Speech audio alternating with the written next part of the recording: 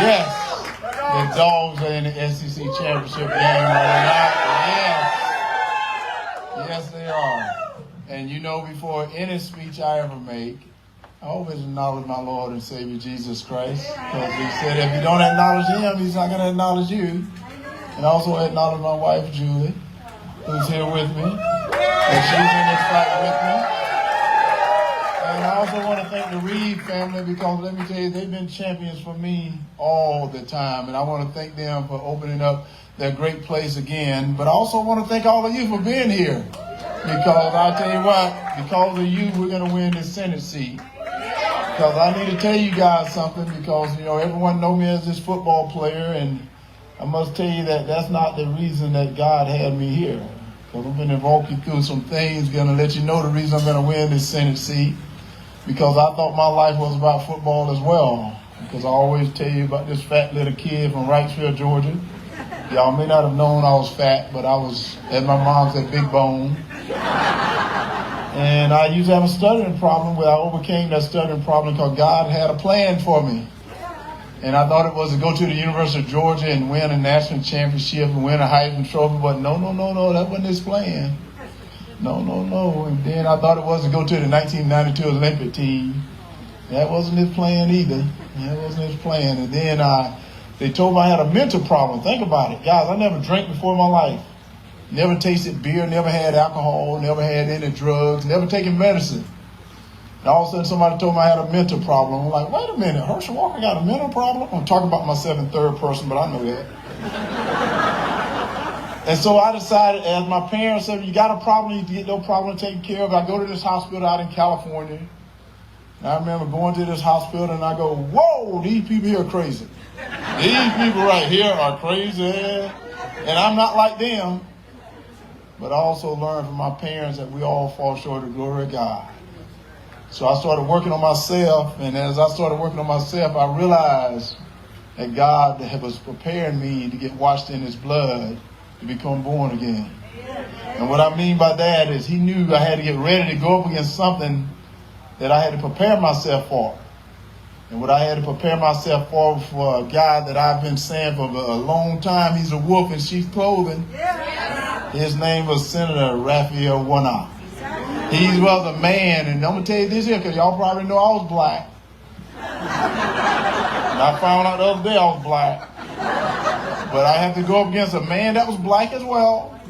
But he was in Dr. King's church. I love you too. And also he's not just in Dr. King's church. He's in Martin Luther King's church, and he was preaching things that wasn't biblical. Being a minister. And he forgot about that. You know, I was raised in the church. So he can't fool me. And he thought he can do it in that debate. Did y'all see that debate? No, let me tell you what. He became Scooby-Doo. Y'all heard me talk about it. They asked him a question and they said, sir, will you vote for Biden in 2022? And he goes, oh. And I'm like, yes. So what I'm trying to tell you right now, I heard him say the other day that being in the Senate, you got to know some stuff. Well, I'm going to tell you what he don't know. And I do know. Well, one thing I know is I know the definition of a woman. And he don't seem to know the definition of a woman. Yes. And I'm saying it's written in the great book. It said man and woman. Maybe he need to read that great book. And he also don't know. A man can't get pregnant. And I'm going to let y'all know that right now. A man can't get pregnant. So that's what he don't know. And I'm going to tell you something else he don't know. Quit talking that he's, you know, they were talking about me on the pulpit. Can you believe that? Talking about me rather than talking about Jesus. And only the reason he mentioned Jesus on the pulpit, he compared himself to Jesus. He said, because I'm coming down on him, that I'm talking about Jesus. And then he said, I'm talking about Martin Luther King. But he don't know that I read the Bible. And in that great book I read, it does talk about a man of God. When you talk about him, you talk about Jesus, but he's not a God. Because if he was of God, he wouldn't be doing this to those poor people at that tower in that apartment building. And I don't know if y'all heard about it. He's taking advantage of people that are less fortunate than himself. But yet he said you got to know some stuff. Well, I'm going to tell you about who he is. He's not just that wolf in sheep's clothing. I call him a slumlord millionaire. Because what he's done is he's forgotten about Georgia. I can tell you that. And I'm going to tell you the reason God prepared me for this moment, because he didn't want a politician. Y'all know I'm not a politician. I can run that football. I can run track. And I can do all those other things. I'm that warrior that God been looking for. That warrior that's ready to go to Washington. No. He's looking for that warrior ready to go to Washington to let people know common sense. Common sense is you don't spend what you don't have. And think about what Raphael One Night is doing. He spent $100 million against me already. Can y'all believe that? $100 million. And the raise is virtually tied, which meant he don't know how to spend his money, so why is he spending your money? Because he don't understand that spending money that you don't have create debt. And someone got to be accountable for that debt. And you know who he's making accountable for that debt? Yes, he's making you. Because he went to Biden. I'm going to tell y'all this. You may not know this. He went to Biden to get that student loan that he was all excited that he had to get a student loan from Biden. And I know y'all didn't co-sign for nobody loan. Did you co-sign for anybody loan? I know I didn't co-sign for nobody loan. And yet he got excited about it. And I said, if you read what they were doing with that student loan, I heard a student say that what they were doing, they were going to go on vacation. Yeah, they were going to go out to dinner. They were going to buy video games. They were going to go drinking, a little bit of drugs, and go gambling. And I'm like, they want to spend the weekend with Hunter Biden. They don't want to be doing that student loan. That's what he don't know. He don't know that they're not going to do the right thing by that student loan. No. Wait. He was trying to tell us that I don't know. I'm going to tell him what he don't know. Because the first thing he don't know is you don't call all men and women in blue thugs and bullies. He called them names. Oh, yes, he did. Oh, yes, he did. Shame on him. I heard that. Yes, it is. Shame on him. Because let me tell you what he did. He got the morale down. He got recruitment is down. And I'm going to tell you right now, he don't know that if he had read the Bible, in the Bible it talks about Adam and Eve. And it held them to responsibility because God told them, said, in this place here, you have total freedom. But if you touch or eat from this tree here, you will surely die. They were held to responsibility. So people that break the law should be held to responsibility. Right. But yet he is a man that is talking about no cash bail. Can you believe that? No cash bail. And then he's talking about releasing people out of prison. But he don't know, no, not on Herschel Walker watch. That's not going to happen. What I'm going to do is get behind my men and women in blue and let them know I will always have their back. I will always have their back because they got your back. They have your back because this is the toughest time in America to be a police officer. And I remember I was leaving my campaign office the other night, not long ago, about a month ago, a little over a month ago. I was leaving my campaign office, and as I was driving up, I saw this little white car being pulled over by this officer. And all of a sudden, as he was getting out, because it was getting dark outside, as he was walking up to this car, my heart started to get kind of nervous. And I started hoping, because I said, I hope he don't do anything to the person in the car. Because, you know, we got all these iPhones. Everybody always got these iPhones, making the police officer like he the wrong one. And I started getting caught up in that same kind of thing. And as I'm thinking about this police officer, I'm thinking, maybe he need to be reformed. And then I said, no.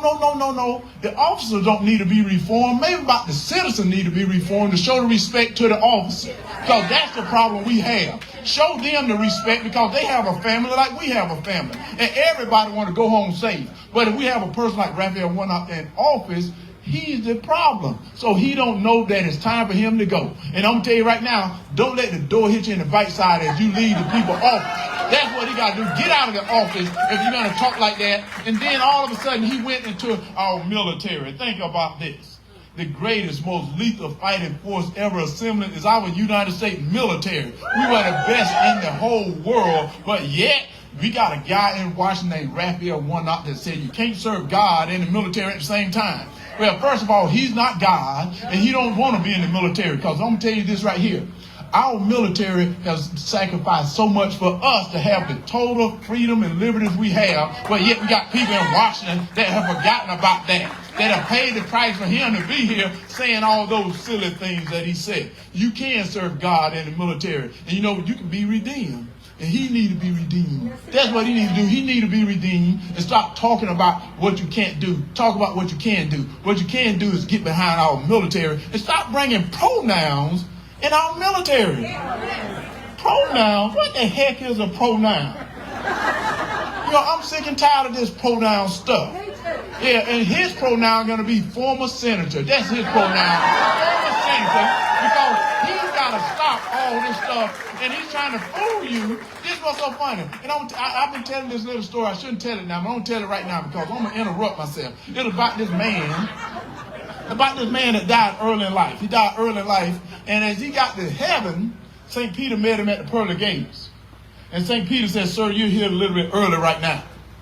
Said, your name ain't on the road. So you're the only one in history that's going to get an opportunity to decide where you want to go.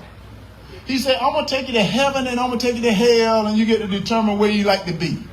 So he puts him in this elevator, and he takes him all the way down to hell, and the doors open up. And there was a party going on.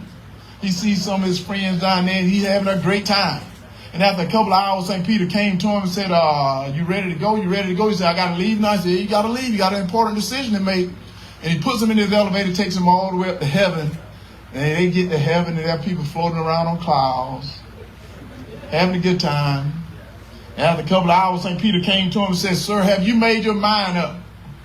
Have you made your mind up? And the guy said, well, St. Pete, I hate to tell you this, I think I want to go to hell.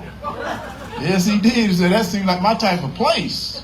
So St. Peter said, okay, then he puts him in his elevator, sends him all the way back down to hell. Now the doors open up, and it's hot. People have a miserable time, and the guy said, wait a minute, a couple of hours ago when I was here, there was a party going on. Satan shows up and said, a couple of hours ago, I was campaigning. And the reason I'm telling you this, no, the reason I'm telling you this is, Raphael Warnock been campaigning. Y'all seen his commercials? He's been lying to you because he can't stand behind the policy he voted for. Do you know a man out of cloth voted against your religious liberties? Oh, yes, he did. Voted against your religious liberties. And then did you see him in a debate when he thought it was okay for a woman to kill a baby? Even this extreme position he took, even after the baby is born. Even if a baby survived an abortion, he voted to deny that baby medical care. And he's a man out of cloth. And he's like, wait a minute, wait. That's not all he's done. In less than 2 short years, y'all see what he's been doing to us. And he's asking you to give him 6 more years. He's trying to take you down in that elevator, trying to fool you like this is a new normal. I'm telling you, this is not the new normal. He needs to go. That's what he got to get out, because he don't know what he's doing. And then he talks about me. Let me talk about him for a moment. He's that slick, walking, well-dressed man that taking advantage of the Georgia people. He's supposed to went to Washington to represent you. He went to Washington representing Joe Biden. 96% of the time. I know you're tired of hearing that. 96% of the time. And the other 4%, what was he doing? Promoting his book. Or out there buying new suits. What was he doing? He wasn't there doing his work. I can tell you that. Because if he was doing his work, he would have made us energy independent again. And he don't even know what that is either, does he? Because he's going to our enemies to ask for help. Do we not know the definition of enemy? They don't know the definition of a terrorist. They're talking to Iran again. People, do we want to be talking to people that chant death to America? Yeah, death to America, death to Israel, most of our closest allies. That's who he said, I don't know. No, he don't know. He don't know that he's been the worst senator since I've seen in a long time. That's the reason I decided to run. That's the reason God said, no, we got to put Herschel right there, because this guy is crazy. This guy is out of his mind.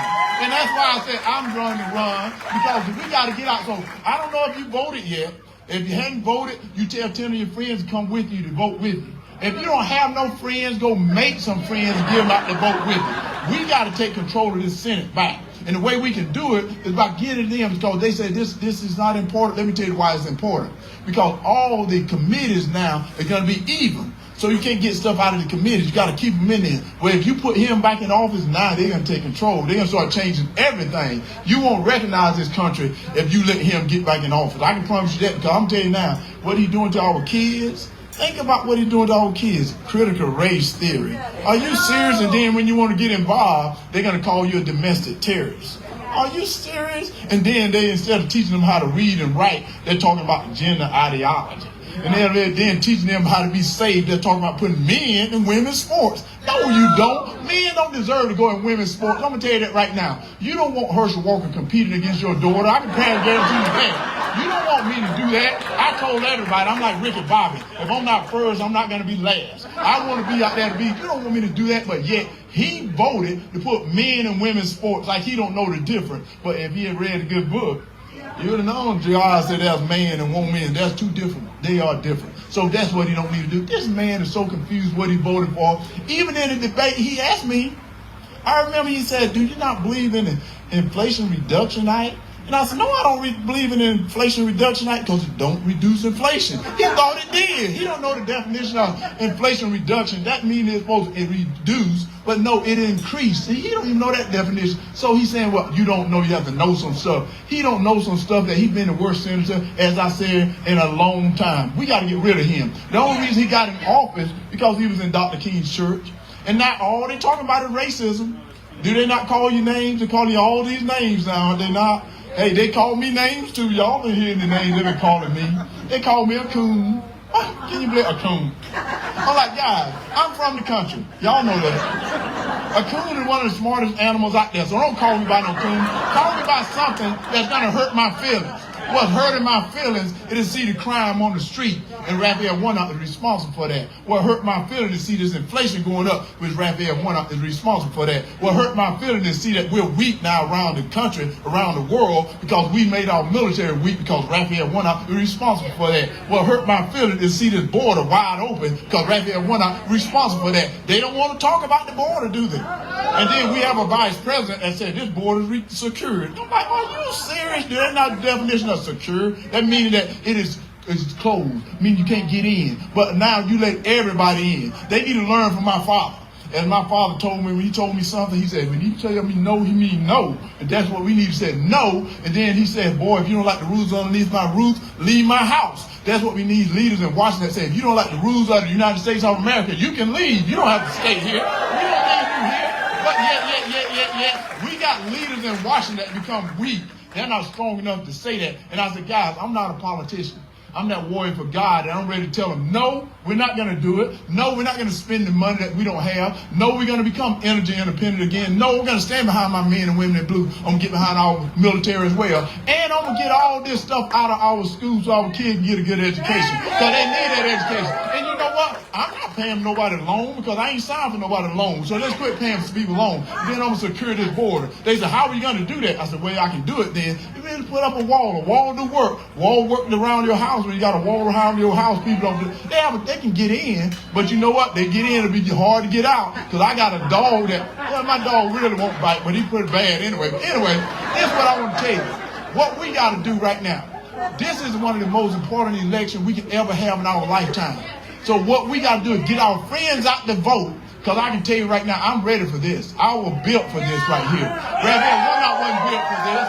He wasn't built for this. He is too weak to be in Washington representing Georgia. Georgia are strong people and we're good people. We're not racist people. That's what he said. We're racist. And let me tell you, he said, this is what he said in his church on his pulpit. He said, America need to apologize for its whiteness. That's exactly what he said. You know, like in the good book I read, God don't know nothing about the color of your skin. He knows about your heart. And then he said, the problem with America is racism. I'm like, wait a minute. Does he not know in the good book that I read? It said a house divided cannot stand. This man not even reading the good book. He's making things up as he go along. Don't make it up, sir. Don't make it up. I told him in that debate, don't bear false witness, because that's what he's been doing. He's been fooling us, trying to take us down in that elevator. And I'm telling you, I'm not falling for it. Don't all of you fall for it. Tell your friends not to fall for his tricks. Because that's what they come for. They come like a thief in the night. You heard about them. They come like a thief in the night, those well-dressed, slick-talking people. That's what they do. And that's exactly who he is, that well-dressed, slick-talking preacher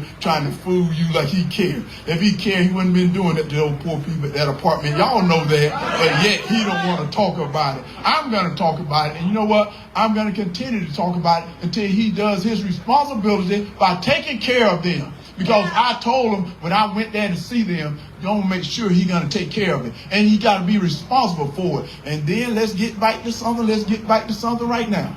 Because I'm going to tell you this right here. God is a good God. And God don't like ugly. God don't like ugly. And God don't tell sinner one night, because remember I told you that he said it. He was like, if I talk about him, I'm talking about Jesus. If I talk about him, I'm talking about Dr. King. We need to let him know he's not Jesus and he's not Dr. King. He is that wolf in sheep clothing. So I want to thank you guys again. I want to thank you guys again for showing up. And I want to tell you, no. I want to tell y'all this. I want to tell y'all this. Georgia plays Saturday. Hey, that was a cheap applause. That's a cheap applause on my part there. I was just trying to get y'all all fired up. Y'all just trying to get y'all all fired up. And if I mentioned Georgia plays Saturday, I was just getting y'all fired up. But I also want to get you fired up when I said, I'm going to win that Senate seat as well. Yeah, that I'm going to win that. Because that's the reason I told you, that's the reason I'm here. I am sick and tired of people taking advantage of us. Because I'm going to tell you, as my offensive lineman told me, they said, Herschel, you follow me, I'm going to take you to the promised land. And I'm going to tell all you vote for me, we all get to the promised land. Because if we don't get there together, none get there at all. And that's what I want to tell you right now. I'm with you because you're my family. I don't care what the color of your skin are. You're my family, and I learned from my parents to protect my family. So don't worry, you're under my cover right now. And God is a good God. God bless you guys. Thank you guys so much.